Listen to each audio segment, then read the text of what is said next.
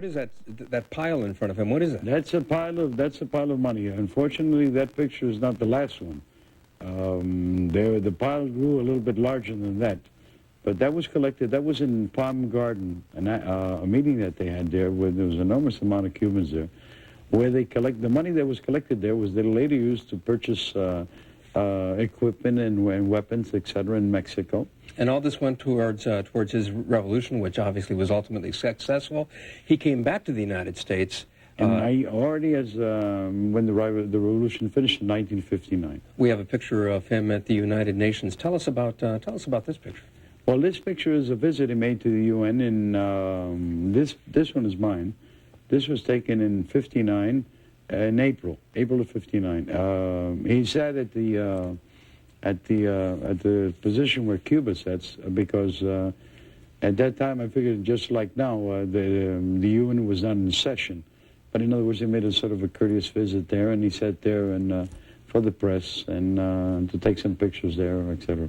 Moving on to Cuba, you were at the Bay of Pigs when that happened, and we have a picture here. Describe what it is we're seeing. Well, this image in particular, this was taken after the invasion of the Bay of Pigs was finished.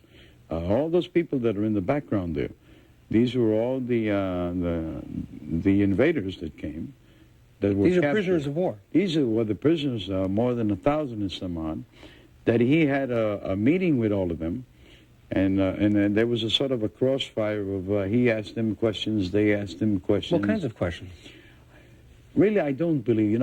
Some of the questions were, what did you expect to find in Cuba, and questions of the prisoners, what they used to ask him, that no, they thought that the situation was this way or that way, and they understood that it wasn't the way they thought it was. Was it the nature of exchange or a debate? It was a sort of a exchange and a debate, etc., with all of them. But that was, I'd say, about a week after the invasion was over.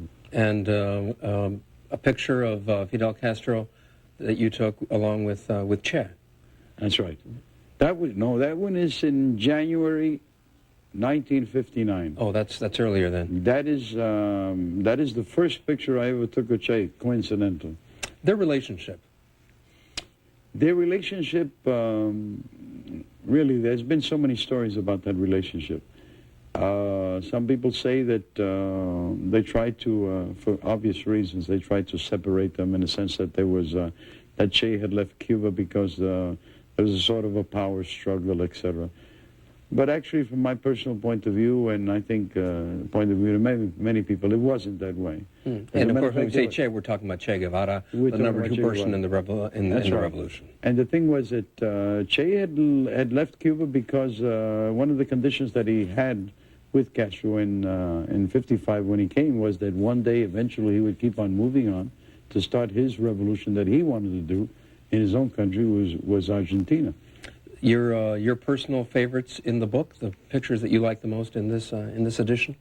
Well, I would say that it's a little bit divided. I would say some are favorite because I took them, some are favorite because my father took them. Your father took one of Fidel Castro with Ernest Hemingway. That's right. That's one of them. And that is tell us about this picture.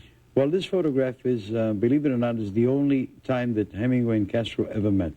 Even though Castro had mentioned, even before that, many a times that he had been inspired by Hemingway's writings, especially the book on the Civil War of Spain. Yet, for reasons unknown, that was the only time they ever met. And my father was fortunate to get that picture, and that is one of his, can we say, one of his most famous ones. And your father also took a picture of a fairly well-known profile of again, Ché Guevara. Of Ché smoking.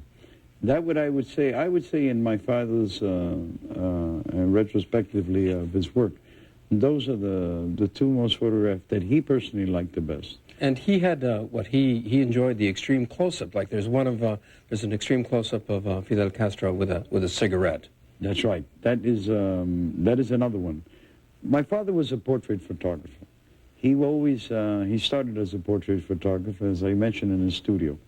And in an obituary that was written a couple of years ago when my father died, somebody brought to my attention the fact that You can take a photographer out of the studio, but you cannot take the studio out of the photographer. My father loved the headshot, he loved the close-up, and but he had a very peculiar way of doing it. In other words, there was a little bit of a more informal sense to the photographs. So in other words, these portraits that you can see in the book in a couple of places are very close shots of different personalities, but yet they are very snaps, you know. There's one picture that's not a close-up, that's sort of almost a monumental photograph of Fidel Castro, sort of from a low angle. This is it. Yeah, this is mine. This was taken in Caracas, Venezuela.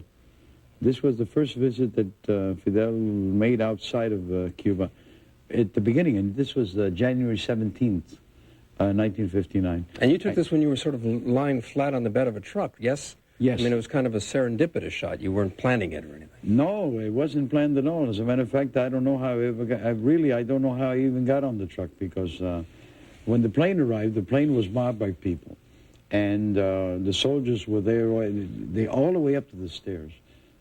Castro shows up in the door. I push my way in front of him. I try to get down the stairs, and I'm on the bottom of the stairs to get him as he's coming down. You know, that classical shot. And I understand you got sort of stuck with a rifle in your stomach, and you sort of staggered out of the truck with the help of some friends. They really butted me in the stomach, and I fell to the floor. I didn't know what I was seeing. And somebody pulled me up on the truck, and I was laying on the bed of the truck.